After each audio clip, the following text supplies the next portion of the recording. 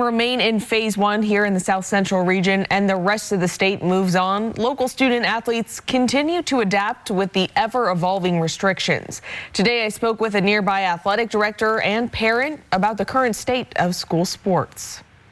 We're kind of like a racehorse who's in the starting gate ready to go, but we've been there for months. As the Tri-Cities faces another setback in reopening, so do student athletes. Pasco High School athletic director Greg Heising says they've been doing everything in their power to get kids back in action. It's important that kids are interacting and that they're physically active, both physically and mentally. So far, some sports have had limited practices, but no competitions. They just want their turn. Unless you live in other parts of the state. They do not have the same opportunities that other students in our states have been granted, and that is a huge inequity. Melissa Calloway's daughter is a senior volleyball athlete in Richland.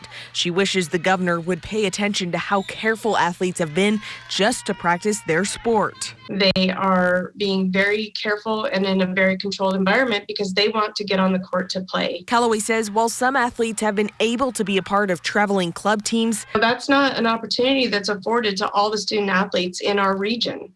It's just not feasible, and it's inequitable. With Inslee's announcement, Heising says they'll have to come up with a new game plan for local student athletes. It's a big challenge, but we are going to have to modify what we're doing because obviously we're back 2 weeks more now.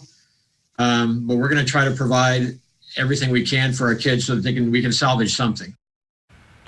Melissa says she's tried dozens of times to get a hold of state officials, but hasn't heard back. Heising says directors are meeting today to discuss the future of high school sports and how they will manage any upcoming competition or games when that becomes a possibility.